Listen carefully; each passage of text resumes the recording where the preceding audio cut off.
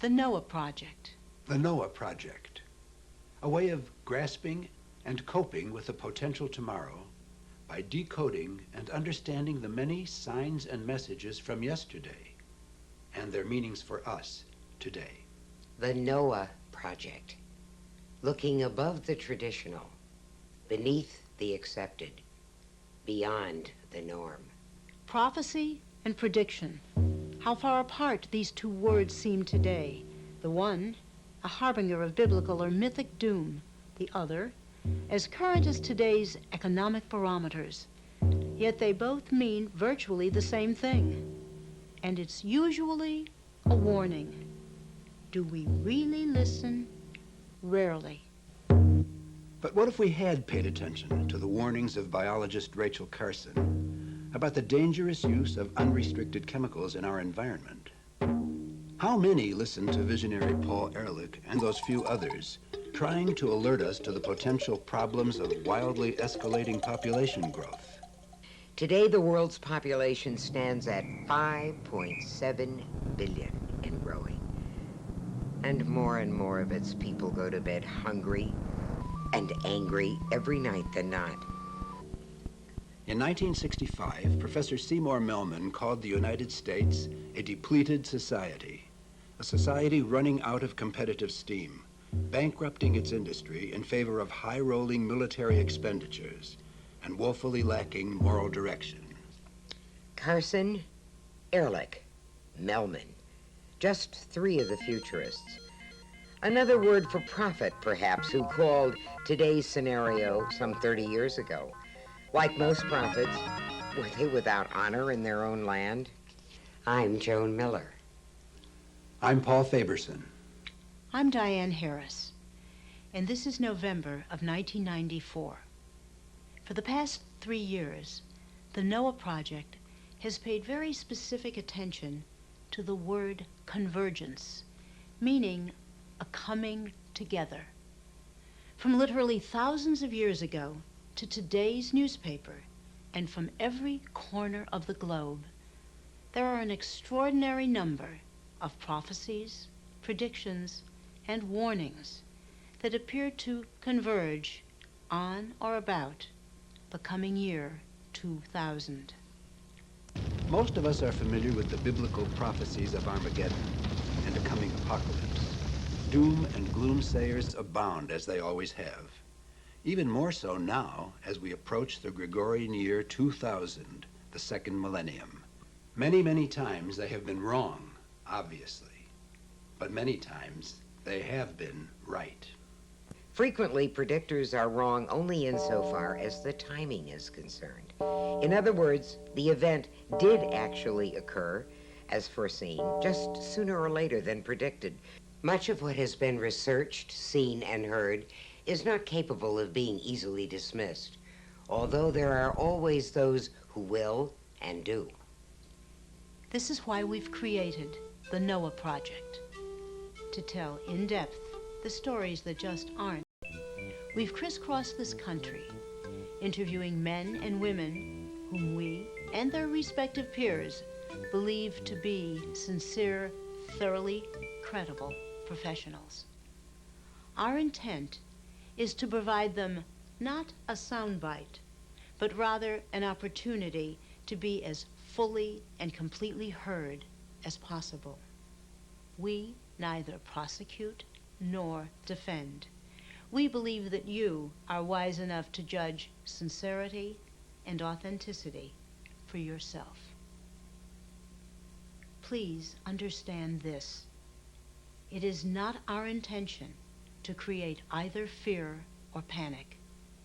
Rather, we expect to alert you to certain future possibilities and hope to provide you with perhaps some of the necessary tools to deal with them. This is a story that may change your life, the lives of everyone you know. In fact, life as we know it on this planet. Can you imagine it? Our world tilting on its axis? Oceans overrunning shorelines? mountains crumbling, continents disappearing beneath the sea as other lands, many the size of continents, rise to take their place. It sounds like a science fiction nightmare, but it's an all too real possibility to this man, Richard Noon, scholar and author of this book, 5/5/2000, the date on which he says, our moon, the planets Mercury, Venus, our sun, Mars, Jupiter, and Saturn will be aligned with the Earth. On that day, the ever-growing ice buildup at the South Pole will upset the Earth's axis, sending trillions of tons of ice and water sweeping over the surface of our planet. So you've got a chunk of ice larger than the United States and Canada, and it's 2.5 miles high and growing. And the imbalance is that, as you can see on any globe, most of the ice is offset to one side. If the ice were centered equally right around the pole, centrifugal force tugging on that ice wouldn't be as much a problem as it is now with all the ice over here. To put this quite simply, any woman knows if she puts too many clothes in her washing machine, they get lumped on one side, it throws the machine out of kilter. And as you spin a globe, it's quite obvious to see how imbalanced it is. Now, our Earth is constantly turning. Every time it turns, centrifugal force is tugging on that ice, trying to pull that ice toward the equator. Okay? Yeah. Now, I believe, based on about 17 years of research, with enormous help from scientists in various different disciplines, that if the ice continues to grow at its present rate, on May 5th of the year 2000, that rare planetary alignment, including the moon in that, the moon here closest to the Earth, and the planets behind the moon, I believe that will be like the straw that broke the camel's back, setting this ice cap in motion.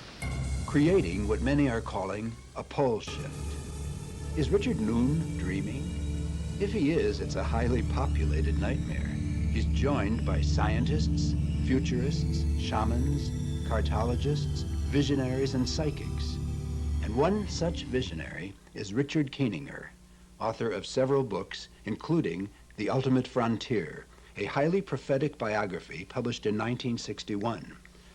Kieninger also created the intentional communities of Stell, Illinois, Adelphi, Texas, and the island of Philadelphia. How many years do we have before it really goes? We've got 8 more years. 8 more years. Mm-hmm. So that would be 2000. Right. And in May of 2000. In May 5th, precisely. Right. So in 1939, you were given that piece of information. Right. And I didn't like it. I'm sure you didn't like it. But I think it's incredible, Richard, that not until a few years ago, even perhaps within a year, has it been possible, by virtue of the computer, to have that model appear and know that the model that you were told in 39 is accurate. The Earth will be alone on its side of the universe, as far as our solar system is concerned, because even the moon will be on the other side. I mean, lined up right. with the sun and all the rest of the planets.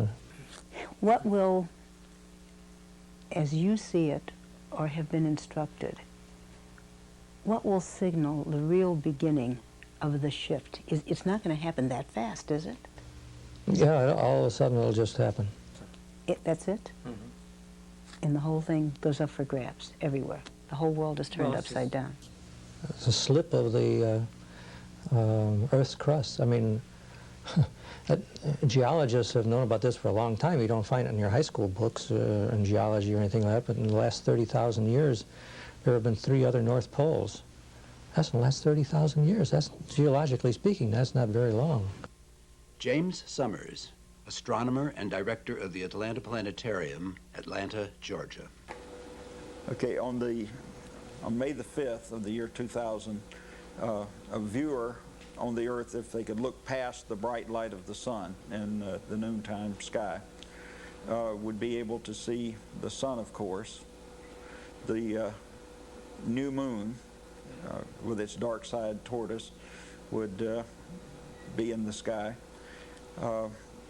Between the Earth and the sun, we would have Venus, and then Mercury, and on the far side of the sun, Mars, Jupiter, and Saturn.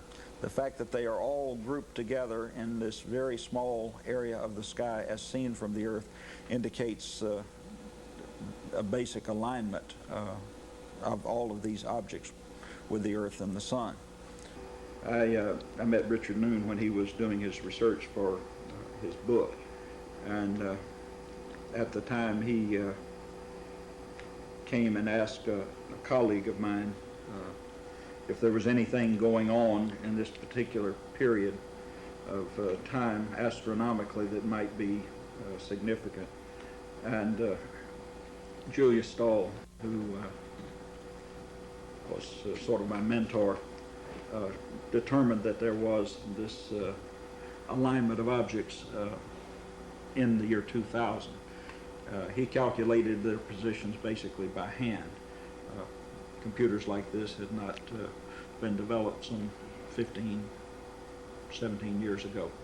The diagram that is in the book 5/5/2000 of the positions of the planets is very much like the position of the interior planets in this particular representation.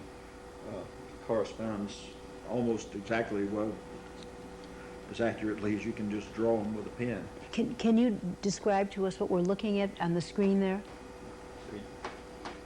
The circles represent the orbits of the planets. This outer one is Pluto, Neptune, Uranus, Saturn, Jupiter, and then the interior planets are all grouped so tightly together there it's difficult to actually see how basically straight this line is, and it corresponds, as I say, almost precisely to the calculations that were made by hand prior to the publication of the book.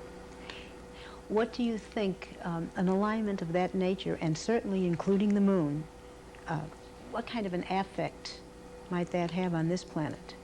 The one that affects us most directly is the moon. Right.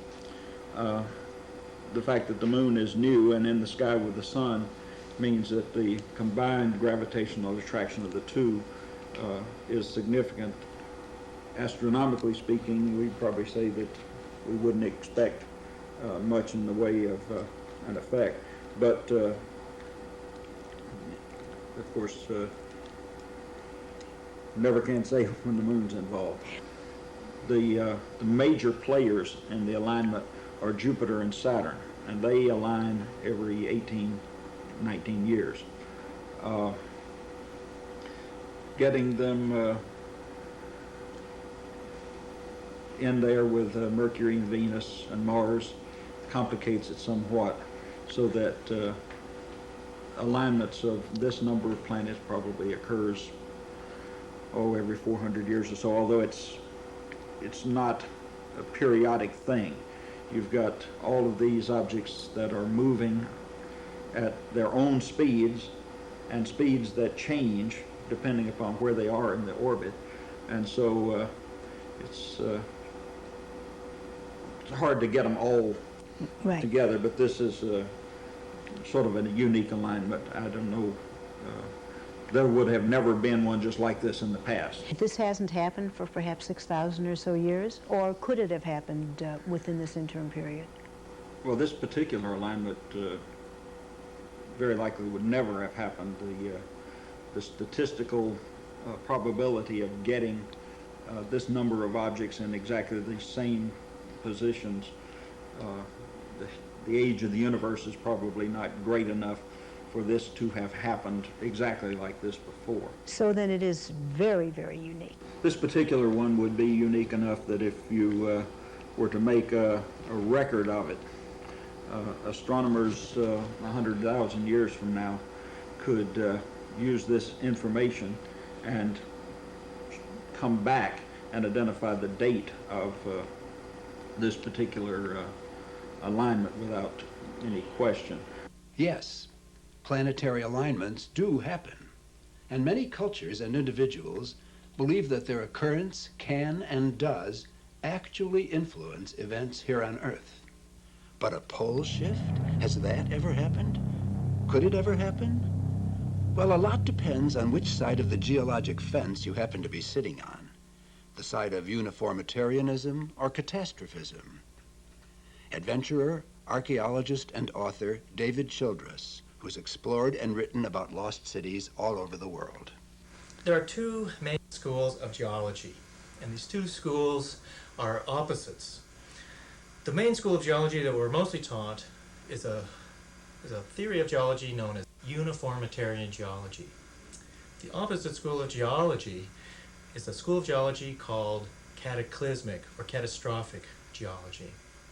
In Uniformitarian geology, which is typically the geology we're taught in school when we go to high school or college and we're taught geology, that is a theory of slow, gradual geological change.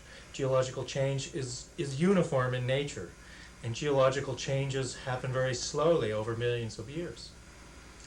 The other school of geology, cataclysmic geology, is quite different.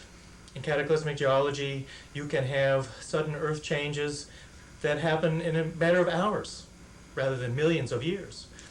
Volcanoes suddenly go off, huge earthquakes, whole continental land masses are shifted, huge tidal waves and earthquakes move through the land. There's tremendous destruction.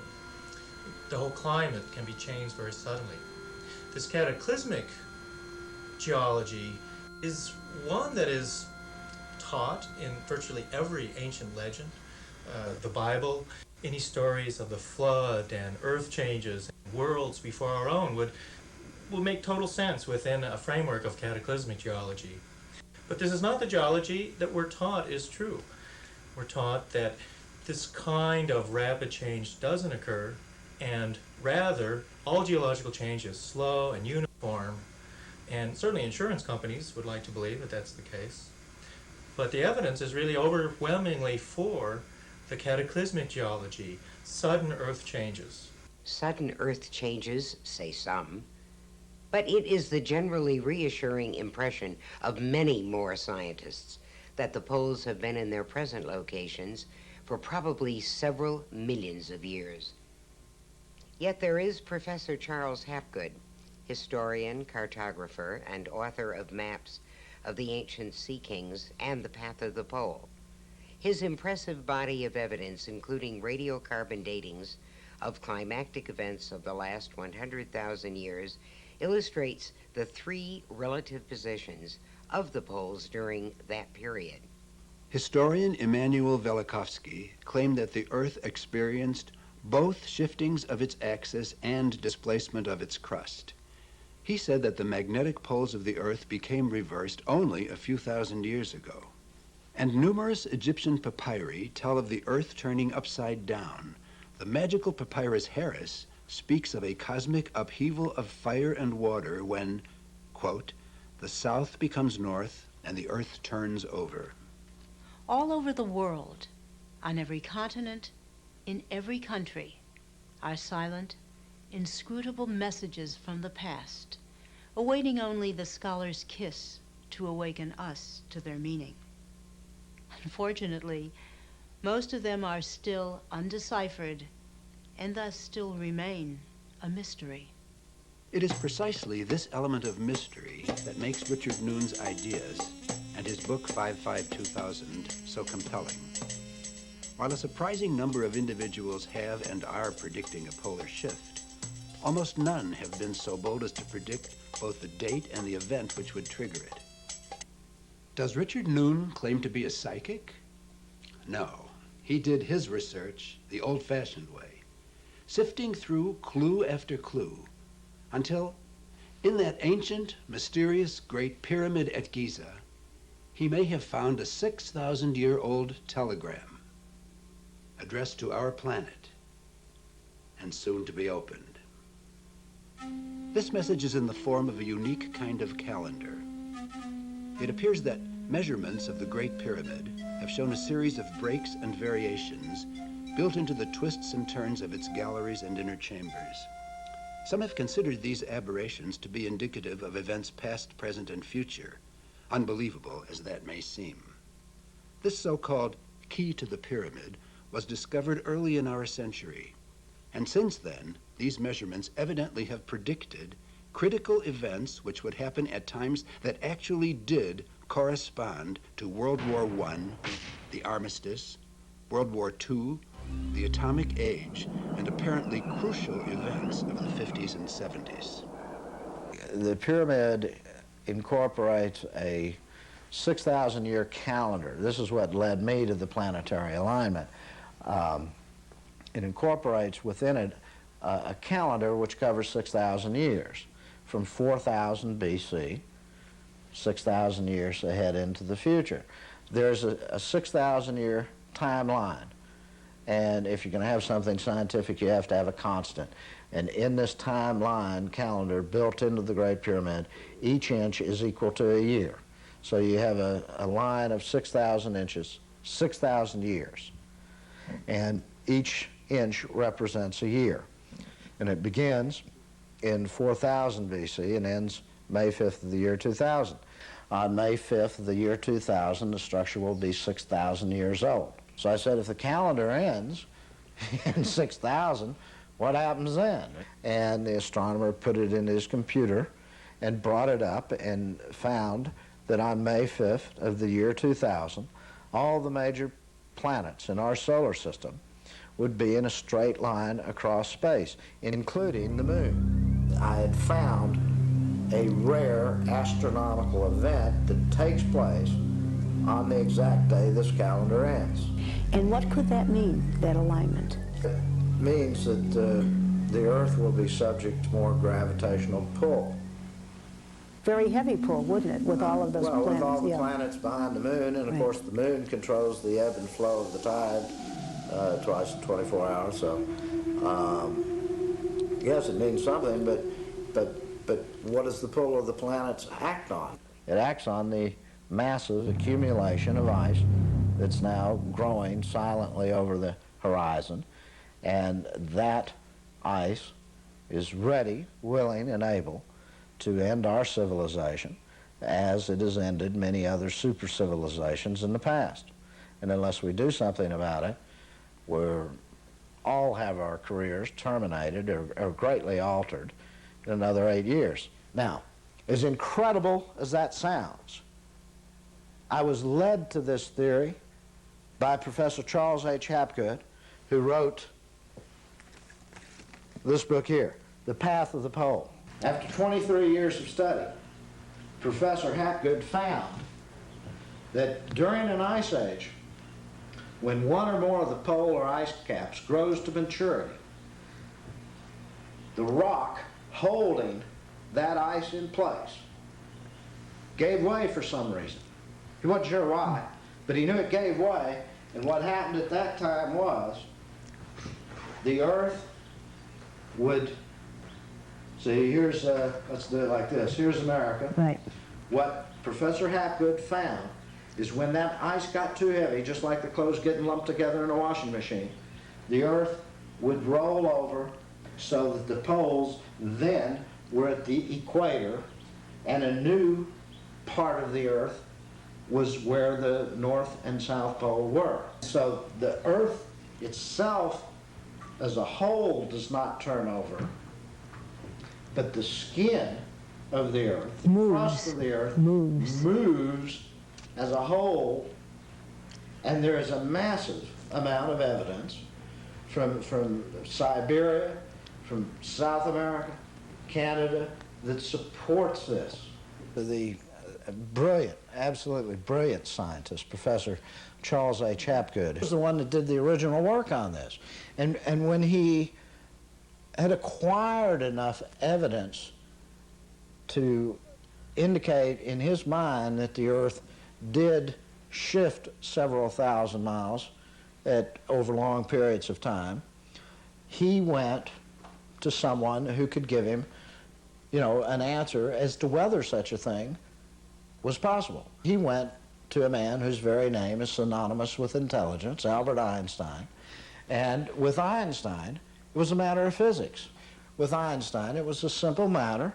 If you've got a round ball spinning in space, and you've got an offset weight or mass. Einstein was of the same opinion as Hapgood that once the ice volume had reached a certain mass where it would exert 1,700 pounds of pressure per square inch on the rock holding that ice, buttressing that ice now in place against the pull of centrifugal force, once that rock is fractured, then Einstein said this would displace the polar regions toward the equator, which is a very dry, calm-sounding statement. Displace the polar regions toward the equator. But during such a displacement, you would have earthquakes, tremendous earthquakes, maybe 8, 9 on the Richter scale. You would have volcanic activity, tidal waves. As the Earth shifts and seeks a new equilibrium, the winds would rage wildly in tornadoes, hurricanes. I mean, it would devastate most people alive on the surface of the planet.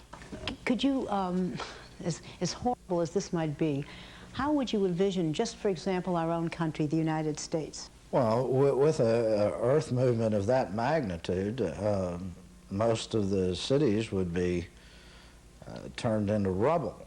I would imagine, based on the work that Hapgood did on this, I would think because of the present direction that the ice at Antarctica is offset, I would envision the United States moving south about 2,000 miles.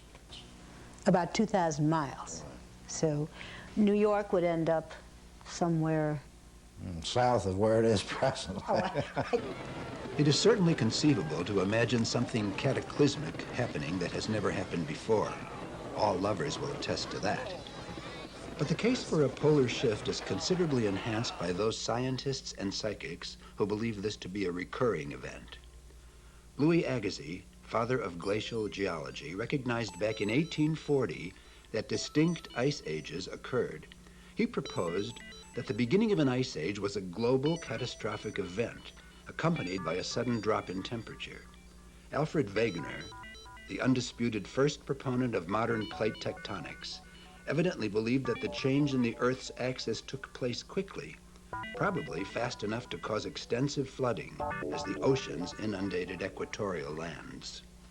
The Sudan Basin, there's all the evidence necessary to realize that there was a heavy weight of ice in that area, and now it's in Africa. The Caspian Sea, I'm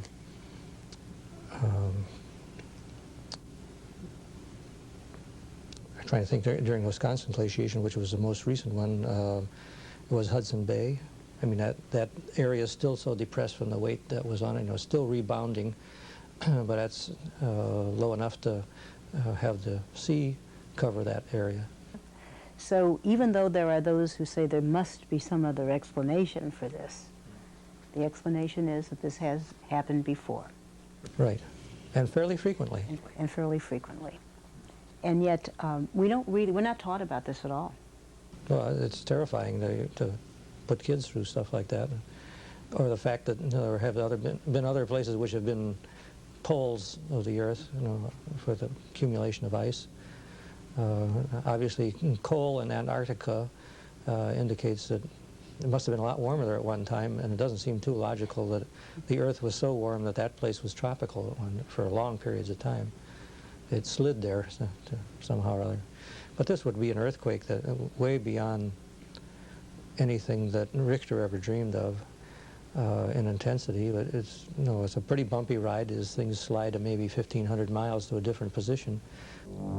Earth changes of this magnitude Seems impossible, doesn't it? But You can see it every day in your paper. We're now having more tornadoes in one day than we used to have in a year. We're now having more volcanic eruptions, earthquakes, weird weather. Why? Because I'll show you. Here's the book. Let's suppose the book is the plastic viscose underlayment under the crust of the earth, right? If I could borrow your hand. sure. Let's say your hand is the crust of the earth. Now your hand is on that plastic squeezable material under the crust. Now my hand is the ice. And as I press down on your hand, which is the crust, your hand is pressing down on the plastic viscose material underneath, which has got to go somewhere. So it's going to. So, well, it's squeezed out from under an area the size of the continent of Antarctica. And when it's squeezed out from under Antarctica, it moves through the Earth's fault lines, and movement in the fault lines causes an increase in volcanic and earthquake activity. Now, you read in the paper, and I'd like to make this point if no other point is made. Today in the paper you read a great deal about the so-called greenhouse effect. Mm-hmm. The Earth is going to warm, the polar ice caps are going to melt and flood low-lying areas. Well, there are two groups of scientists today, and one group, political appointees mainly, are scientists that believe the Earth is warming based on computer models. But you know, if you feed the wrong data into a computer, you're going to get the wrong answer. The pioneers of climatology all are calling for us heading straight into a deep, deep freeze, another ice age. So the way an ice age takes place, if I may, and I did this on the Donahue show, I can do it fairly quickly, as the Earth warms. So as the Earth warms, it warms at the equator. This causes hot, moisture-laden air to rise up from the tropics, where the prevailing wind patterns impressed upon the Earth carry that moisture to the South Pole, where it falls as snow, changing to glacial ice. As the ice sheet at the South Pole increases in size, this causes a flow of cold, dry air at low altitude to rush back to the tropics, which in turn pushes up more hot, moisture-laden air. If you're going to have an ice age, you've got to have a tremendous expenditure of energy to carry moisture to the pole. How else are you going to build ice without getting moisture there? So all of us have seen a conveyor belt. We go to the airport, put our suitcase on it. So it's like a conveyor belt. Admiral Byrd's towers. Mm-hmm. Would you describe that, because that's such a graphic representation just of a minute piece of history? When Admiral Byrd went there, he constructed a couple of towers. They were 70 feet high, and it didn't take too long for the ice to climb up, and then the towers were 30 feet tall, then 20, then 10, and then they disappeared, buried under the ice. In the early 1900s, engineer Hugh Auchincloss Brown, after seriously researching the problem of ice buildup at the poles, argued that as a result of these frigid accumulations, the Earth periodically capsized at intervals of about 8,000 years, destroying most of the civilization's extant. It happens so rapidly because now you have to remember, on one side of the Earth, as that rolled north, the other side rolled south. Okay, and when you go to Canada and Alaska, and you look, whole books have been written on this. Velikovsky wrote Earth in Upheaval, that's one of the better ones, I think. But various other people have written books showing that at this particular time there were mass extinctions of animals. Now you find in Alaska, wherever rivers have carved through the banks, you find hundreds of animals of all different species lumped together in a common grave, as if some godly hand in a universal rage had swept the landscape and plopped these animals together. You find lions and lambs huddling in caves, naturally enemies, Right. huddling in a cave from some far greater fear. And then you come south further, you find the entire Pacific Northwest of the United States covered by a lava flow a mile high. Think of that. A lava flow a mile high, coming over mountains and filling valleys. And you go into Mexico and you find the same sort of evidence for extinction. You get to South America and you find seaports with harbors and ports and cities 18,000 feet up in the mountains. That's 8,000 feet above the line of eternal snow. Planes cut on oxygen at 10,000 feet, and yet here, 18,000 feet on the west coast of South America, you find seaports that were on the ocean, but the entire west coast of South America was suddenly thrust up in the air. And all of these events, if you look at the data and carefully examine the data, you see all of these events took place around 6,000 years ago. And when I said the builders of the Great Pyramid were very advanced, one of the ways that you know that is, and one of the ways it ties this earth shift or earth change together with that, is that at that time, 6,000 years ago, someone mapped the entire continent of Antarctica. The Piri-Reis map. The Piri-Reis map shows that, and various other ancient maps show that. But before we get into any discussion of the maps, what is important is that to go out and map a continent the size of Antarctica indicates that there was a civilization with enormous resources. They show the lay of the land, the topography of the Antarctic continent. In other words, they show mountains, rivers, free-flowing rivers, and if the continent was not covered by ice, they could have mapped it. If it was covered by a mile or two deep ice, then the only way they could have mapped it is with sophisticated electronic sounding techniques that we used in the International Geophysical Year, 1957-58, to map it. So take your choice. A, they mapped it when the land was not covered by the present ice, which means it wasn't there in its present position, or they had the same sophisticated electronic sounding device equipment that we use today. While scientists of every discipline debate whether the Earth is in fact warming or cooling, certain ominous facts seem to prevail.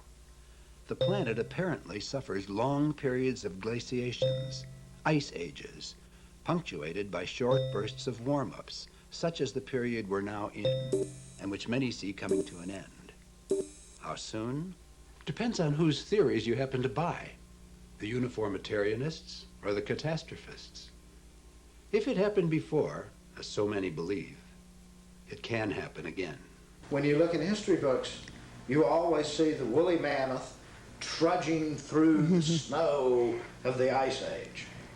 And this is incorrect. A French dermatologist did a microscopic examination of the skin of the woolly mammoth and found it to be identical to the modern-day African or Indian elephant. So he couldn't possibly have survived. Average cow would be better adapted to cold than the woolly mammoth because the woolly mammoths or mastodons had no sweat glands. So they wouldn't be out trudging through the snow. These were temperate climate animals that were suddenly moved to Siberia, slammed to the ground, quick frozen, so quickly that coming by thousands of years later, you find these animals perfectly preserved. They even ate some of them at the Explorers Club in New York back in the 30s. And when I say quick frozen, I mean flash frozen. In an instant. They found was that the mastodons had apparently died suddenly. They still had fresh flowers and leaves in the mouth, and that the material that they had swallowed was not digested, so that the whole process apparently came to a stop very, very suddenly, suggesting a sudden drop of temperature to 50, 60 degrees below zero in just a matter of, if not minutes, at least hours. Now, where the energy comes from for that is from the fact that the ice mass on Antarctica builds up and gets this thing out of balance. For a long time, geologists who have addressed this particular problem have said, you know, that's not the way the world works. We have continental drift, and the continents move slowly apart, 1 inch per century or some approximate figure like that. And that this goes on slowly and slowly and slowly, and that there's nothing in the geologic record to show a rapid shift. Well, if Hapgood is correct, and in a period of just a few tens of thousands of years, there have been several shifts, those are just momentary little glitches in the geologic history, and you're not going to find it probably in any sedimentary rock layers, because 10,000 years is just an eye blink as far as geology is concerned. And so the geologic evidence is not going to be effective either for or against. So we've had millions of years of history, and yet our Earth is still a mystery, a planet with no shortage of anomalies. On continents and islands, we've discovered objects, buildings, artifacts, where they presumably shouldn't or couldn't be. Indigenous peoples have knowledge they couldn't or shouldn't have, depending, of course, on which view of Earth's history you espouse. For example, could man and his civilizations be considerably older than most of the currently accepted beliefs? Could there have been civilizations as sophisticated, perhaps more so, than ours? Are many of these artifacts actually specific messages we have only yet to decode? Could the Great Pyramid at Giza, containing such incredible knowledge in its very dimensions, have been built as an express warning to future generations, thousands of years yet unborn? In fact, specifically to our generation? Eventually, anyone that has ever examined this evidence has come to the conclusion that the people that built the Great Pyramid were far, far more advanced. And remember, these are our ancestors, our great to the 20th power ancestors, were far, far smarter than the average textbooks give them credit for. I believe that these people were survivors of the last pole shift of the Earth, the last ice age. The last ice age was the Wisconsin Ice Age, which is well documented. It took place about 10,000 years ago, and 10 to 8, right in there. And I believe that they built the Great Pyramid to serve as a time capsule of information. All around the world are megalithic remains like Stonehenge, Glastonbury, and the Medicine Wheel of Wyoming, to name just a very few, evidence of a fantastic astronomical knowledge that must have been obtained after tens of millennia of observations and recordings. Our ancestors knew that the movements of heavenly bodies affected their world physically and psychically, just as we are aware today of the effect of the sun and moon upon the tides of the sea and the currents of human consciousness. Sophisticated equipment today alerts us to the fact that climatic conditions on the planet are affected by sunspots and the resultant solar winds. What did our ancestors use to give them such incredibly precise data? How could they have projected celestial events like the alignments of the planets thousands of years into the future? An event that was only corroborated within the last several years by specially written computer software. It becomes more and more obvious as we dig deeper into the earth that there have been many civilizations before this one, and that these civilizations were destroyed, absolutely destroyed, except for a remnant of survivors, hundreds, perhaps thousands of times. And then mankind starts climbing back up again to the state we're at today. Well, it's mainly psychological. Whenever you start discussing, for example, the Great Pyramid, and you describe the knowledge that would have had to have been known, people say, oh, how could they know that back then? But that is an assumption on the part based mainly on out-of-date and antiquated books on history. Most people have the mental conception that 6,000 years ago, man was dressed in leopard skin robes, dragging his old lady home by the hair in this hand, fighting off dinosaurs with this hand. But the Great Pyramid, and also the pyramids of Mexico, Mesoamerica, Chiapas, Guatemala, they all indicate a civilization that existed at one time, approximately 6,000 years ago, that had colonies and traded all over the earth. In my book, I present a wealth of evidence that this was true, and a skeptic once asked me one time, well, why, if there was all this trade and intercourse between the old world and the new, why wasn't it known more? Well, Harvard professor Barry Fell has demonstrated that everyone was over here before Columbus. The Egyptians, the Celts, the Phoenicians.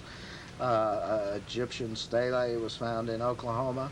There's a tribe up in Canada that wrote with Egyptian hieroglyphs.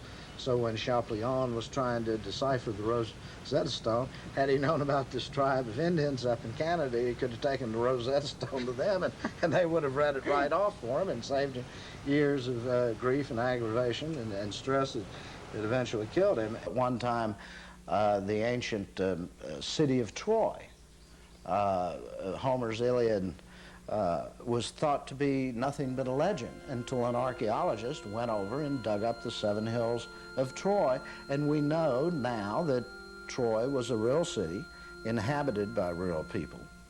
And times and dates in history are constantly changing, and the farther we go back in history now, the recent archaeological digs, the more perfect the structures and the art are.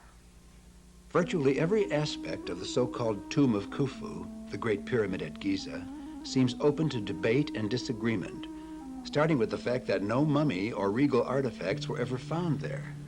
When was it constructed? Estimates vary from 4,500 years ago to 6,000, to 10,000 and even before that. Egyptologists generally date it 2,700 to 2,300 BC. The Hollywood version. Thousands of slaves endlessly pulling 2.5 to 5 ton boulders onwards and upwards. Is this correct? Yes, with giant ramps, say some. Not on your life, say others. Jim Hagan, architect and designer of many well-known edifices, including the University of Jordan and Atlanta's transit system, MARTA, where this interview took place. How do you think that the pyramid was built? Who built it? Do you think, of course, like, do you believe the Hollywood version of thousands? No, not thousands of people did it. Thousands of people didn't do it. They didn't roll those pieces around. They didn't bring them across the Nile on bulrush rafts, or else you'd find a lot of those pieces at the bottom of the Nile. See, that's because I've tried to load boats before and shove off, and it doesn't work with big pieces of rock and all that. So what's your feeling about it? What you thought about it? Well, it wasn't built by anybody that we know, and it wasn't built by any method that we Well, my theory is that it is a machine. It has none of the items that you would find in what we call a building. It has those things that you'd find in a machine, like a battery or an engine or something like that. Can you describe that a little further, Tim? How do you mean that? Well, it has no doors, has no windows, has nothing of human scale. There is not one. There are a few openings that just happen to be big enough for you to walk through and so forth, but it's no indication that there was ever a door there or anything like that. It's just not that sort of thing. It's not typical of any of the tombs that have been. I mean, I've been to tomb sites and I've seen what tombs are, and tombs are like houses. You know, they're rooms with stuff in them, like you were getting ready to go somewhere. And this isn't that way at all. So what is your inference? I think it was something like a battery. Something like a storage battery. It's like in your flashlight or in your car. Lee Richmond Donahue, author, anthropologist, and futurist. No, I don't know the predictions of the pyramids, but I do know that they were a power structure. As a solar tap. As a solar tap, yes. My explanation of that, it was set up, all the pyramids were set up within 30 degrees outside the equator, which was the place where they would be the most optimum as power taps. 92-year-old Wilfred J. Gregson, founder and past president of the American Institute of Registered Architects, and a world-acclaimed authority on the subject of Freemasonry. The manufacture and the design of the pyramid shows extraordinary knowledge and ability to be able to cast or build a huge stone edifice with a shaft opening that would look at a certain star requires extraordinary care, extraordinary knowledge that we don't I don't know that we have. We could possibly do it, but we'd have use a whole bunch of computers. They did it with no computers, just straight thinking. Richard Noon. The blocks came from quarries, some at the site and some from as far away as 500 miles up the Nile. The King's Chamber itself is composed of blocks of granite that weigh as much as a modern-day train engine. So how would they get him 45 stories up in the air? How would they get him there first? Well, they had to get him there, and it's been put forward that they floated him down the Nile on rafts, which is quite difficult. It must have been an enormous raft. And yet, in the King's Chamber, the focal point of that chamber, which is in the mass centroid, that's a fancy way of saying the middle of the building, there is this brown granite with a high quartz content box. And scholars have shown that the Ark of the Covenant would fit perfectly within that box. And this box sits on the exact center of this entire structure. So there has to be a meaning to this. Doesn't seem possible not to. Even the design of the King's Chamber, the room is designed to protect this box. What about, for example, if you were given, say, unlimited funds, and unlimited access to incredible, bright, and talented people, would you duplicate the Pyramid of Giza? No, not piece by piece. You could build something that came very close in our vernacular or our technology, but you couldn't do it piece by piece. You couldn't build the same thing. Does that mean, are you saying that there's a possibility that this could have been, first of all, created by an intelligence that wasn't on Earth at that time, or that came to Earth? It's not even on Earth today. There's not that intelligence on Earth today. I mean, this building right here is nowhere nearly as complicated as the pyramid to do. And it was $50-something million. How did they make those stones so that they fit as perfectly as they did? There's no way to do it today, much less in those days. Thousands of years and incredible technologies later, and it still couldn't be duplicated. This awesome fact has led some serious investigators to suggest that the Great Pyramid could not have been erected, 1, without the aid of computers, 2, the presence of super beings using laser beams to cut and form the 2.5 to 5 ton perfectly fitted blocks, and 3, anti-gravity devices to raise them. The perfection, everything balances, everything works, everything fits, doesn't it? Right. And they're different shapes. It's not like it's a mass-produced place. It's just almost every piece is a custom piece, is a custom fitted piece. That's why I think Giza's one of a kind. Giza is one like I've never seen. The others have similarity. The others look in the same family, but Mathematicians and scientists claim that in Giza's very structure and foundation are incorporated mathematical principles which were presumably not discovered until 2,000 years later, some of them within the last 50 years. Others believe its unique dimensions, both exterior and interior, bear prophetic witness to all major historical events, past and future. Many find solid evidence for its place as a celestial observatory and geodetic marker on which the geography of the Earth and stars have been incredibly charted. A stone symbol of planetary catastrophe, a solar tap, part of a planetary grid using the sun's free energy, or the storehouse of a universal system of weights and measures which record the length of the year, the speed of light, and the orbit of planets with total accuracy. While most modern Egyptologists see only a tomb, uninhabited at that, there are many who join with Richard Noon in recognizing that the Great Pyramid is a message whose time to be heard and understood has finally come. Throughout history, it has drawn men to it. Right. We discovered our universal form of measurement, feet and inches, from it. And throughout history, it has taught astronomers.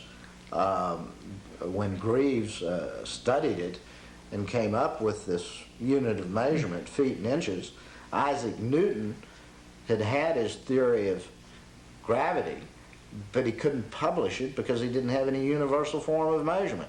So the measurements obtained by the English mathematician John Greaves in the 16th century, that in turn allowed Newton to publish his theory of gravity. So in a lot of ways, it's been like a time capsule, and as man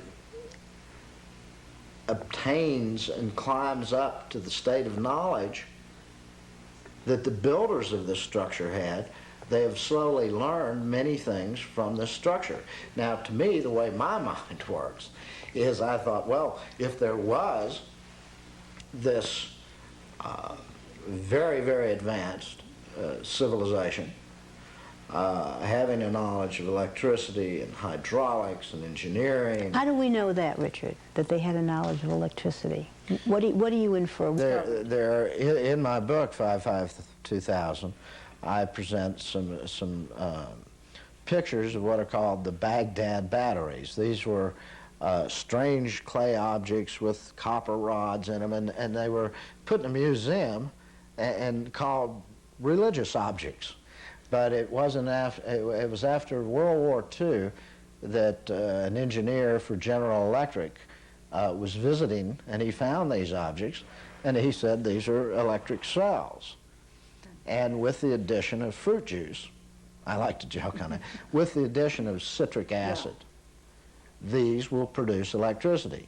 And a chain of them put together will produce, of course, more electricity. And in some of the finest examples of Egyptian jewelry, you can see that the jewelry was electroplated. Yes. And so why are we so vain that we think we're the best that civilization's ever had to offer? You say that in your book that the engineers of the pyramid were the Hyksos. That's right. Broken down, that means shepherd kings, rulers of foreign countries. These were people that came into Egypt, and by better methodology, which is the way life ought to be anyway, we ought to teach by example. By better methodology, they showed the people train the people that were in Egypt and occupying Egypt at that time, and utilized the people there to build this enormous structure which we call the Great Pyramid. You must remember that throughout human history there have always been two groups of people, the ignorant and the educated.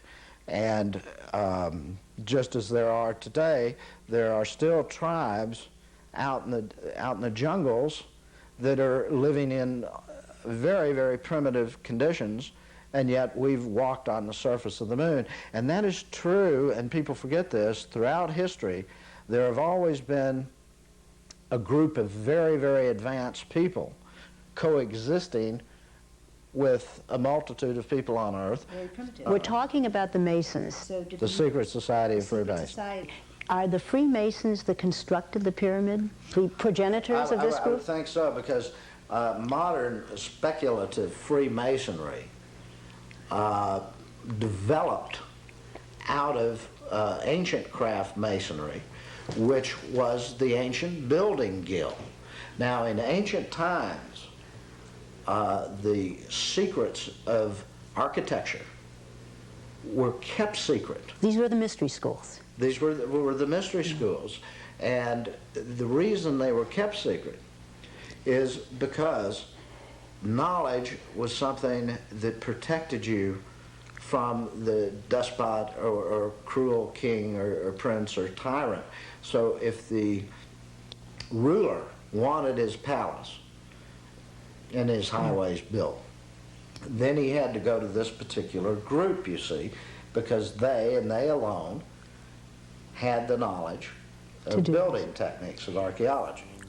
So whoever constructed this thing had a knowledge of astronomy, geodesy, mathematics, and then something happened. And all this knowledge fell down to where, around 2600 BC in ancient Egypt, we find a loss of this, and the knowledge, some of it, through secret societies and in ancient libraries, percolated down to what became the Greeks and then the Romans, and then this knowledge came back up to the present day, where we again are acquiring this knowledge. I always wondered, well, if it was used as a telescope, what did it point at? And when I was researching this book, I found that approximately 6,000 years ago, for a year or so, the Earth had two suns. Really? Yes, there was a supernova explosion, which is where a star blows up and collapses in on itself. VLAX, yes. Mm-hmm. And it was very unique in that this star exploding, which burnt like a second sun for a year, perhaps two, exploded within a triangle of 3 stars. And of course, modern day masonry is rampant with symbols of a triangle and, you know. Was Herodotus a Mason? In 440 BC now, he wrote this. He said, I am well aware of these secret mysteries, but I am not at liberty to describe them. That certainly implies that he was a member of that fraternity, does it not? Right, it implies that quite well. And throughout history, 16 presidents of the United States have been members of the Secret Society of Freemasons. It was quite a shock to me to learn that free speech, the free public school system, and the freedom to worship whatever religion you want to are all gifts of this ancient fraternity, because the Constitution of the United States was written by Freemasons. Washington, all his generals were Freemason. When Washington laid the cornerstone of the White House, he put in full Masonic regalia. And if you look further back in history, you find that strange Freemason, Colonel James Churchward, who wrote a whole series of books on the lost continent of Mu. Oh, yes. And in his books,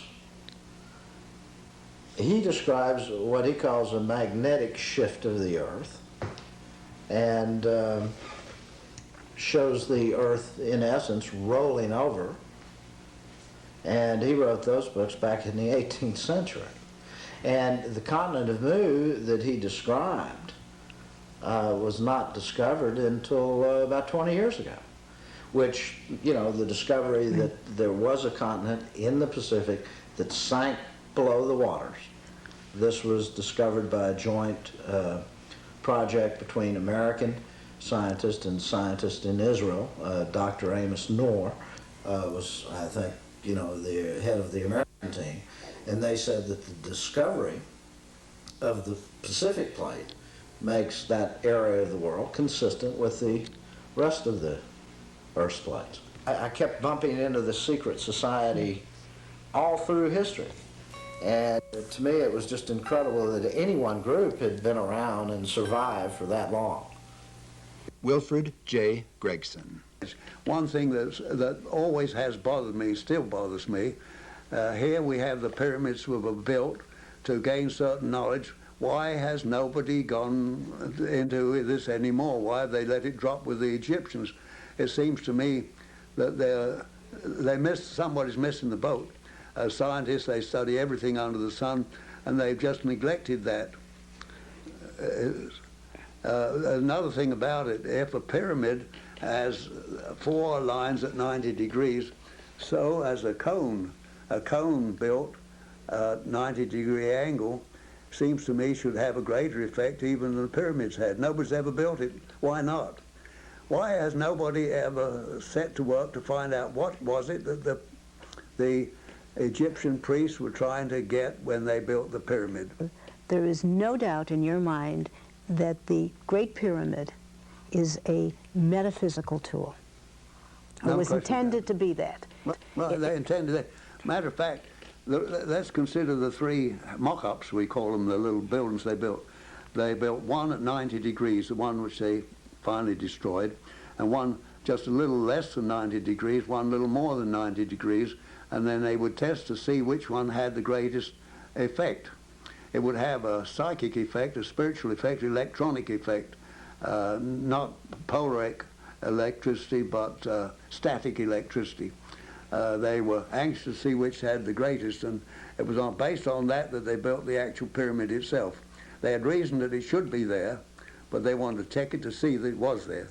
Who are the they? What people are we speaking of now? Priests of the temple. The priests, right. The initiates at the temple. The priests? We might say they were Freemasons at that time. Definitely an elite group of extraordinary men. Are these great thinkers? All men. Right. There may have been ladies, I don't know. Somehow I think so. Well, I certainly wouldn't rule them out either, but all we really know about in this case are the men. But certainly we're talking about a group of individuals who were extraordinarily gifted. Yes. They were gifted beyond the purvey of most ordinary individuals of the time. Right. In other words, their gifts were not just only intellectual, but they had gifts of evidently certain powers. They had abilities. Certain powers by being students of certain subjects. Let's put it that way. Okay. It was well-known knowledge among students as well as almost everybody that you could raise yourself up to that certain state of knowingness, but you couldn't stay there.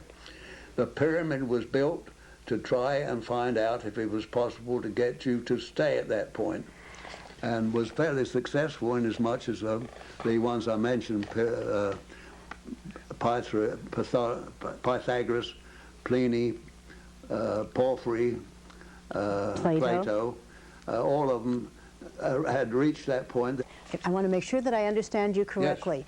So what you're saying is that this building was built, this pyramid was built so and set up within itself in a way, both in the exterior and the interior, to bring an individual or an initiate into contact with the universal one. Correct. And a form of awakening that would remain constant, a constant state. It was an attempt to make constant a condition that you could get to occasionally, with great difficulty, might say, but nevertheless enough to realize that it was there, that they were anxious to extend that period of time that you could stay there. So that you could, to put this in modern terms, in essence, by going in there and becoming whatever it was that you were to become, you could literally plug in to the infinite.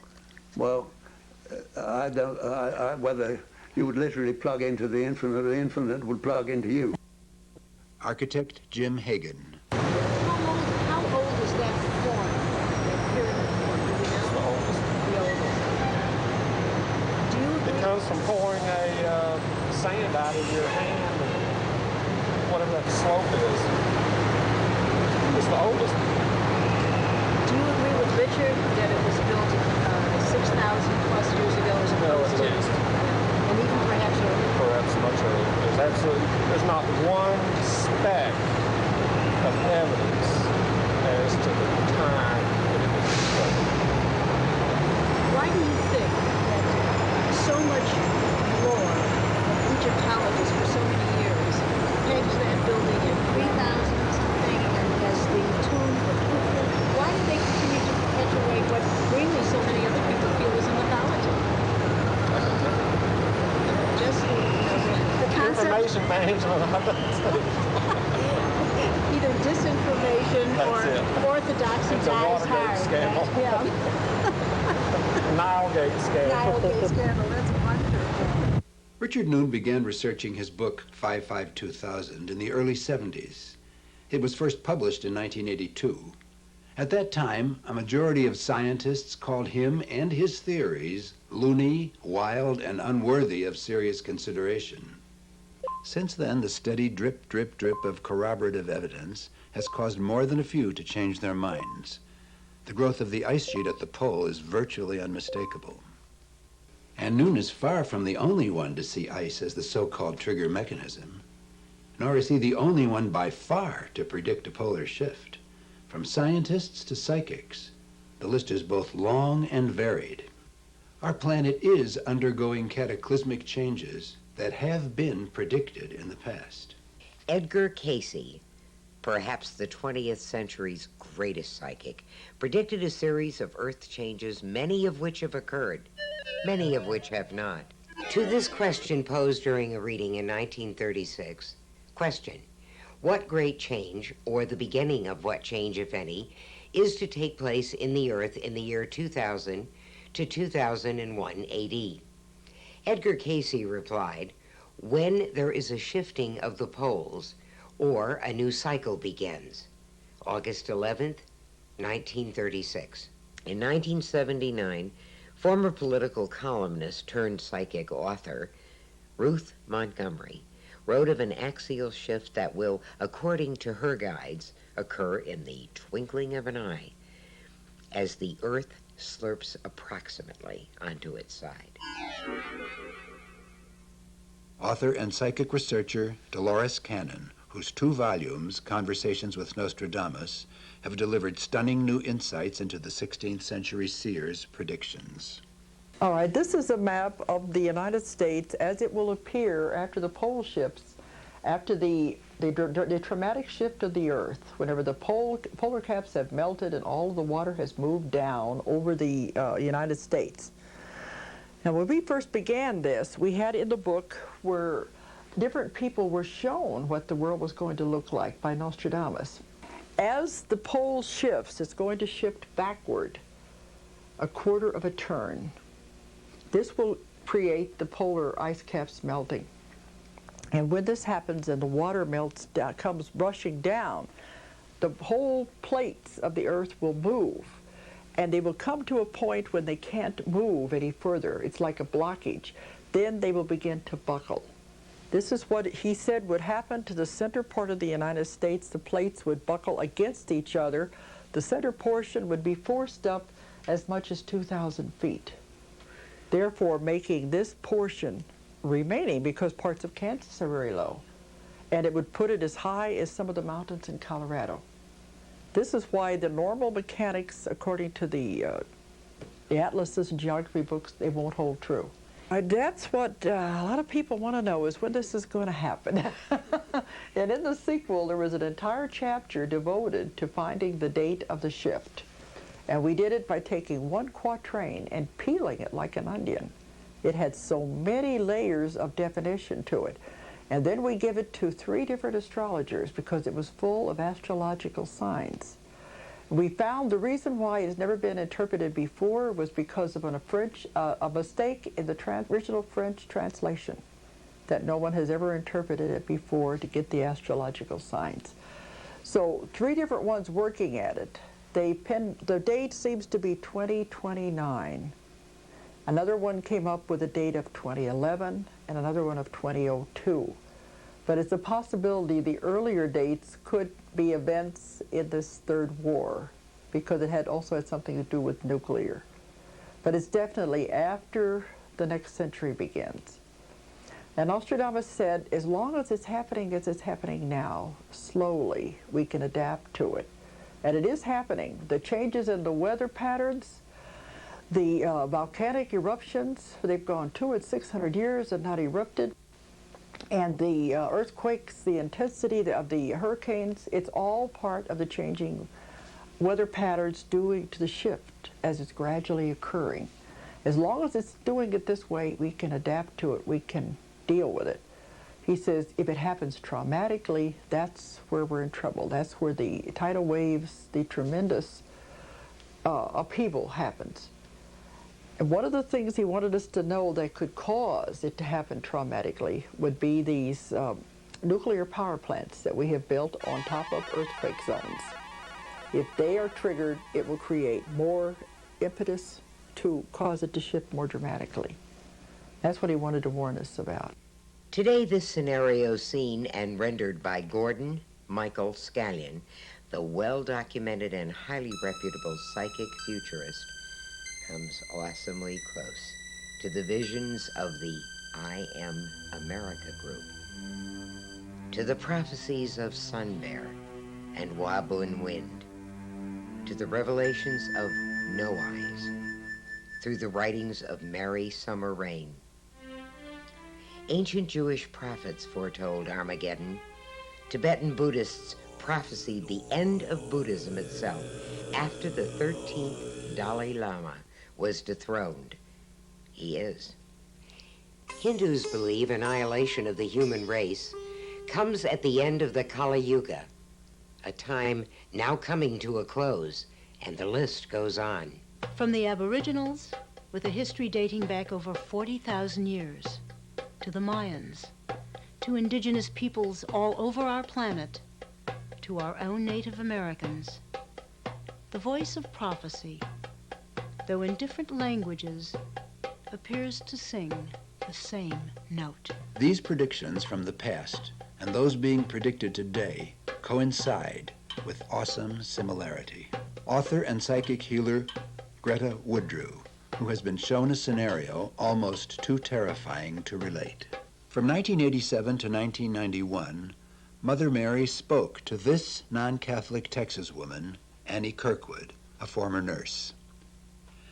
The publication of Mary's Message to the World in 1991 contained future predictions and a philosophy of beingness that resonated with religious and non-religious alike all over the world. When you first heard inside your head, right? Mm-hmm. A voice telling you what to begin. Did it say? It said, Annie, I want you to take this message down that I want to give to the world. And I laughed because I thought it was funny. You know, I couldn't. I didn't believe it. I mean, I didn't know who it was.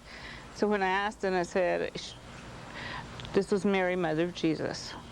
And she had a message for the world, and she wanted to give it through me.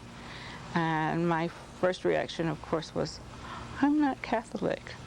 And I kept saying that, you know, I don't want to do this. I'm not Catholic. And did you say this out loud, or did you say this in your head? I mean, in an empty room, you're saying out loud, in an empty room, out loud. Yes, I don't want to do this. I'm not Catholic. I know you must have the wrong person. I hear the words in my mind. It's like mental telepathy. I hear the words, and I just take down what I hear. I type the words that I hear, and it's almost, I get into a rhythm as I hear the word and I'm typing it. And it flows. It seems to flow from my mind through my fingers. The message is, in part, kind of scary. Very scary. Very, very scary. I had a really tough time with the predictions. The predictions were given throughout the whole 2-year period, or it was almost 2 years, that we received these messages or these daily lessons, and because I could not take the predictions, but just a drop at a time, she would give one, and then we'd continue to talk about love, or we'd talk about her life with Joseph, or whatever the discussion was that day. So when you sat down and you looked at a manuscript in which the predictions were enumerated, I didn't want them included. One after another. No, I didn't want them included. Not at all. They're too scary. But you did include them, exactly as they were given to you, didn't you? Because every decision that was made, I would go and ask Mary about it. And I asked her, can we leave the predictions out? She said, no, they're part of the message. They are there to give validation to my message. Because as the things begin to happen, as my predictions begin to come true, people will take notice. And then we'll look to see what it is that they can do to prepare and what my real message is. What is her real message? Her real message is that we need to make peace with ourselves. We need to make peace with our Creator. We need to love, to forgive. We need to settle all these old issues that we've been carrying around with us through lifetimes. And really, I think it comes down to forgiveness. Forgive ourselves. Forgive others. When Mary speaks of the earth changes and the volcanoes, the hurricanes, the fires, the floods, and then eventually the shifting of the poles themselves, the tilting of the world on its axis, is she saying, and is she conveying, because she says that she too is a messenger. Mm-hmm. So you and Mary have a great deal in common. You are both messengers of another source, of a final source. She speaks of these things as events for which man is not going to be punished. This is not a punishment, is it? No, this is not a punishment. It's not a punishment, although we have caused a lot of it because of the pollution, because of our ways of life, and because we don't take care of our home. It really struck me when I started thinking, where can I go? Where can we go to get away from all of this? But then when I realized it was worldwide, we can't leave this planet. We have to ride it out. This is our home. This is the only place that we have to live. Psychic Maxine Jones. Are the poles obviously then going to shift? Yeah, they're going to shift. It's already shifting, and it's going to shift like this. You're not going to flip all the way upside down, but there's going to be a twist and then a turn. And that's what's going on. It's not going to continue all the way over. There'll be a change. It's not quite predicted because it's going to, you don't see the influences that are coming, and they're coming from another direction shortly, and they'll twist it this way. And so it won't be a whole spin, as far as we can see. Oh, there won't be major chaos. No, there won't need to be major chaos because it's not going to all happen all at one time. It's going to happen gradually. It already has happened gradually. Is there major chaos on the earth now? Yes, absolutely. You are in absolute turmoil and major chaos, and you've absorbed it all, and life continues on, and death continues on, and transition continues to happen. The earth can absorb all change, just as a human being can absorb change. It's just change. Psychic and paranormal investigator Lynn Gardner. Your planet will exist.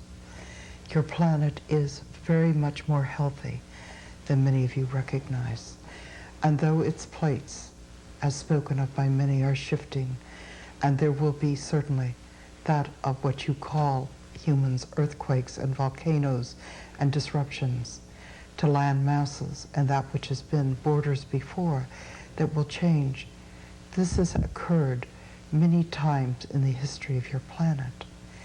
It is that balancing the planet has to do for itself, and it is that mechanism the divine has given to it for itself, just as you have given yourself a way to balance yourself when you are out of balance. All over the planet, men and women following these predictions and their seeming path of accuracy have asked the same question. Where is it safe? Is there a place to hide? This map shows when Nostradamus saw the world at its worst, when all the water had come down. Now he said after a few hundred years, the solar caps will again form ice, and they will recapture the water. At that time, a lot of this land will be reclaimed and will begin to go down. But I think it's important to know, I get lots of mail and phone calls from people wanting to know, where should I go? And I don't want the responsibility of telling them where to go. He said, you will know within yourself where you're supposed to be. And I tell people that you'll be where you're supposed to be when it happens. Somehow you will know. And it wouldn't do me any good to tell them to go to a certain place. A lot of people in our area here in Arkansas said they've come here from all over the country. They felt a compulsion to come here even without knowing about any of this. But a lot of this, if we go along and do like we're supposed to, it could happen gradually. People would naturally gravitate to the higher elevations and where they're supposed to be. And it may not be traumatic. As he showed us the worst, with the walls of water, the huge tidal waves coming in, the ground splitting open with the earthquakes. But this is at its, the most where it's flooded the most. I certainly wouldn't want to be on the San Andreas Fault 55-2000. The voices of change differ only on when and why. Many believe our treatment of the Earth and each other will bring us to planetary catastrophe. Others believe this too may be true, but that whatever the reasons, it has all happened before. Richard Keenenger. Yes, it has happened before. Human beings either learn or don't learn, depending upon how you want to look at it. But civilizations tend to last about 200 years as a rule. And Western civilization entered this new phase of civilization, which was pretty much defined by the U.S. Constitution, because that idea spread rapidly, and then industrialization into a whole new era of production and availability of goods to everyone at a reasonable price. That, I say, has been going on for about 200 years, and people are striving at the beginning of things like that. They're working together, making things work. They're enthusiastic, they're idealistic, and then people lose, they seek comforts and security and are willing to trade almost anything for the security. And that essentially is the death knell of that civilization. And it goes over and over and over. It goes on and on. You know, where money lies and who's going to make money and who's going to borrow money at interest, and that's what seems to make the world go round, but not in directions which are beneficial to mankind as a whole. That's why it was said that the only way that the world really will be saved is by a worldwide cataclysm during a reapportionment of the world's land masses, shuffling the continents, as you were, from one part of the globe to another relative to the poles and the equator, that would essentially destroy the whole system. And we would be reduced to a Stone Age existence again, because monetary systems would fall apart, credit systems would fall apart, access to raw materials worldwide simply wouldn't exist any longer. We'd be lucky enough to find anything that we could live by just locally. So that scheme will be destroyed essentially by the cataclysm at the turn of the century. So many believe that the dark shadows that appear to be overtaking us are of our own making. Dr. Gene Houston. Well, I think a lot of it is surely is our own fault, that we have intervened with patterns of nature that no human being to our knowledge has ever intervened with before. I think the issue is one that we have the powers of second Genesis, Faustian-like powers, and yet we're educated for about the year 1875. The inevitabilists, going back thousands of years, and including most indigenous peoples, believe this coming planetary catastrophe is our destiny. In the words of Gaboo Ted Thomas, an Aboriginal elder, we're going to have tidal waves. We're going to have earthquakes. That's coming. Because we don't consider this land as our mother. We've taken away the balance and we're not putting it back. We've interfered with the universe, with Mother Earth. In one tribal member's interpretation of the Hopi prophecy. When I was a boy, down in the field, my fathers say someday the earth would turn around, turn over. He say, when that happen, that be the purification day. The sky get black and we be crawling around just like ants. Can't see things come. Like lots of airplanes block the sun and drop lots of kind of like rain. There be those four: rain, earth turning over, ocean coming up, and thunder. It happened all over earth to all peoples. From interpreters of that incredibly sophisticated Mayan calendar of 26,000 years comes the belief the 26,000-year cycle may be coming to an end or to a peak, a 13,000-year midway point that signifies a critical turning point. The Kahunas, sacred teachers of Hawaii, say that during the major changes, all the volcanoes in the Pacific Ring of Fire will erupt. The Maori people of New Zealand say that the volcanoes in their homeland will once again become active in the time of the changes. The Kogi Indians of the Sierra Madre jungles believe themselves chosen to be the older brothers to all mankind. Convinced of a nearing worldwide catastrophe, they've stopped spinning wool and weaving cloth, but they maintain the belief that they will preserve mankind after the coming world disaster. Those who believe cataclysmic disaster is inevitable are found all over the world. Yet others, many of them scientists, believe something can be done, if only. Several scientists, Irving Kaplan for one, a brilliant scientist in San Diego, California, has already advanced some papers that discuss ways to change the direction of ocean currents and ways to prevent a coming ice age, including remineralizing the soil, which stimulates plant growth. And, you know, there are various things that are possibilities to prevent another ice age. Yet, on the other hand, the first priority, as I see it, is to let people know that there is a problem.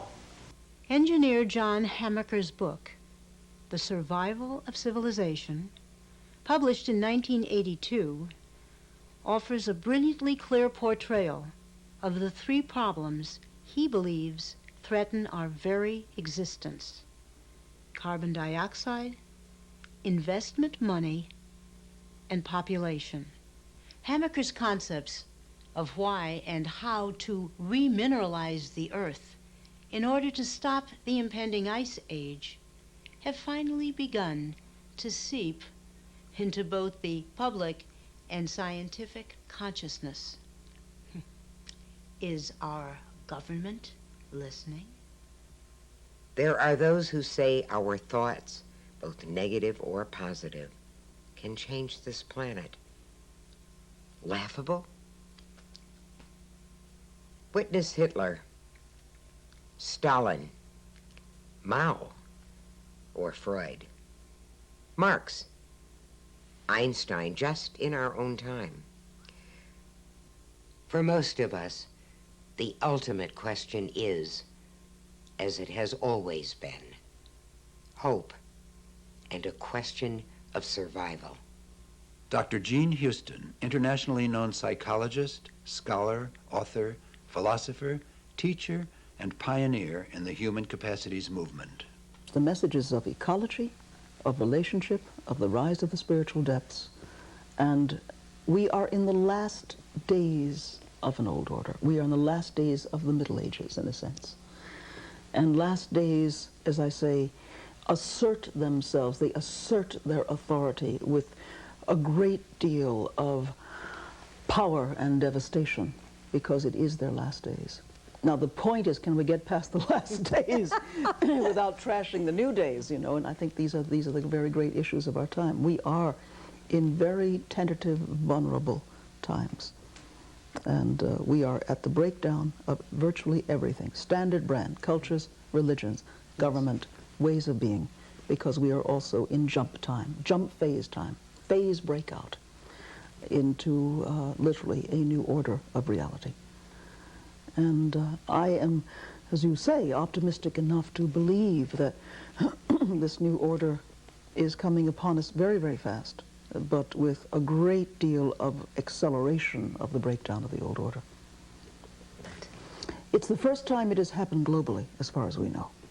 As far and as that's we know, what makes yes. it, and it's the first time that everybody is aware of yes. all of it happening simultaneously at the same time. It has a simultaneity, an intensity, and a density of experience, and it's affecting virtually every person's life on this planet. That's a first. Everybody has it, and nobody knows what to do with it. Yeah. And that's why we're in high haunt. I mean, people are feeling the hound of heaven. Woof, woof, woof, woof, woof, you know, every morning. Get on with it, get on with it. These are the times, and we are the people. And as Hillel said 2,000 years ago, if not now, when? If not you, who? Well, really, that is true. And everybody is feeling tremendously responsible and response-able to these kinds of questions. So I believe that we are deeply responsible for the earth changes, and that this, at the same time, let's look at the positive side. Since we have seen the whole earth from outer space, since we were born out of the womb of our mother, we came back to her as her partner. And it's interesting that the whole notion of the whole brain, of the whole psyche, the whole world, the word holistic, you know, which is such a buzzword, has come along at the same time that we've had the sense of the whole earth. People are in high haunt. I mean, everywhere I go, people are haunted by what they must be, what they can be, what they have to do to change themselves to be able to be adequate stewards of their society and community. Every old way of being is broken down. People are desperate, not just for meaning, but for new ways of being, so that, as I say, they can be full custodians of this new earth process. So it is happening. So it's as if we are at that credible crossroads between all the opportunities that are here in the dynamic now and a world that is a world of utter devastation, or a world that is a world of utter possibility. And it is in these last years of the 20th century and the beginning years of the 21st that we will profoundly make the difference as to whether we love or perish, as to whether we will grow or die.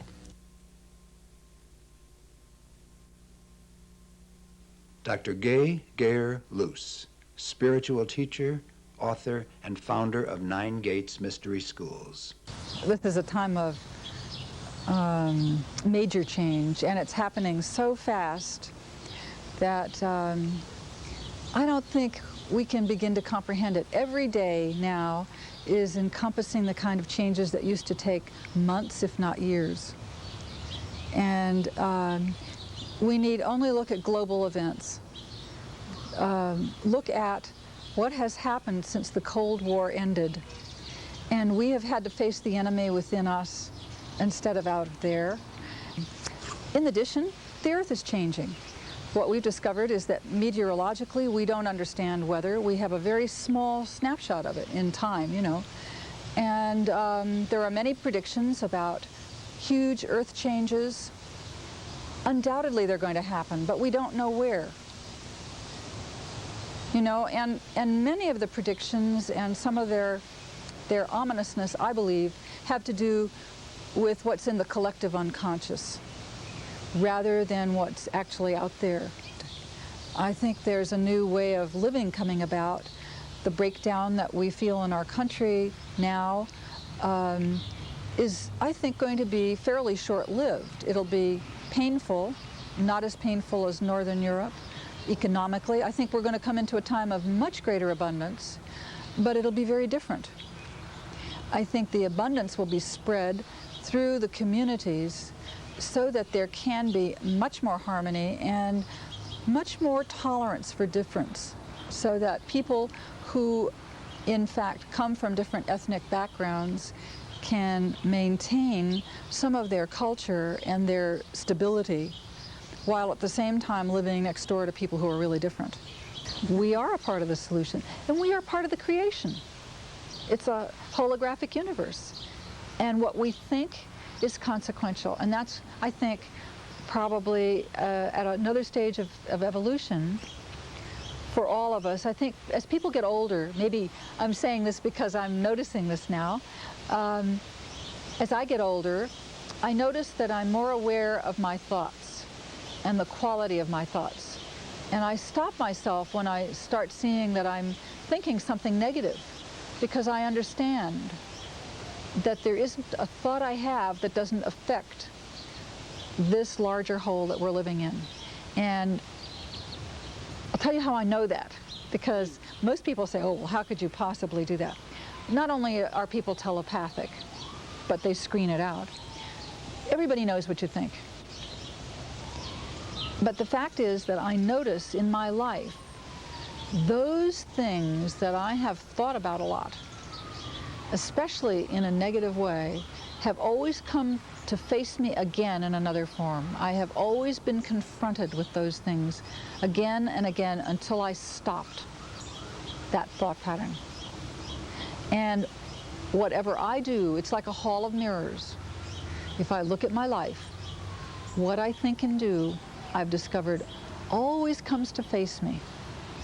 It's not an accident. The pattern of my life is just exactly what I have been generating. Now I'm old enough to be a little bit more aware of what I'm generating.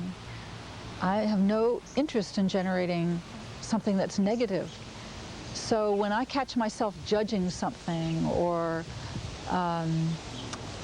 coming down on something, I stop and I ask forgiveness, because forgiveness and blessing something is what undoes the curse of negativity. When you bless something and give it your love, that's the only thing that can loosen the hold of the contracted negativity. Negativity tends to contract us, and positive thoughts tend to expand us. And I think that's very simple. I was going to say, it is that simple. Richard Keenenger. Whatever it is, it's not easy to say it because most people don't want to hear it, and that's unfortunate. We have to band together. If you don't find other people to help protect you, do the things that you can't do, then there's very little that you can do by yourself. I mean, you're just kind of cast adrift. It's one of the reasons why people come together in community, why people stockpile.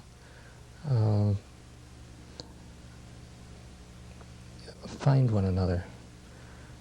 Build something which will help preserve you and your children and your dreams and civilization. And do it for civilization's sake, if not for your own. You're worthy. Most people say, I couldn't do that, or I don't have enough skills. But that's really not true. Everybody has a great deal to give. And energy, goodwill, those are precious commodities in any group activity. And you find love for one another. I'm not talking about sexual love. I'm talking about the love that brothers have for brothers and children have for their parents and parents for their children. And you can extend that to everybody. All those who work together. You become a team. And that's what built this country in the first place, was teamwork. Working together on farms, raising barns together, building a new industry, building bridges. Those are the kinds of things that people love to do when it's meaningful, when it counts. And to do something which is greater than anything you could do on a common, everyday, mundane level.